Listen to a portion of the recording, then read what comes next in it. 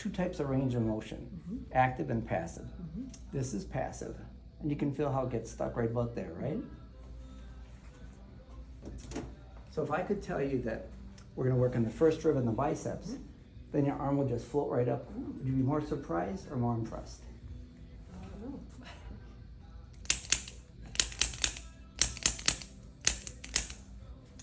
Now I'm gonna work on your biceps.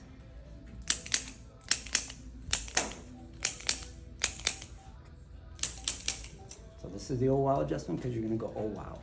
Ready? Oh wow. That's amazing. That is amazing. I know.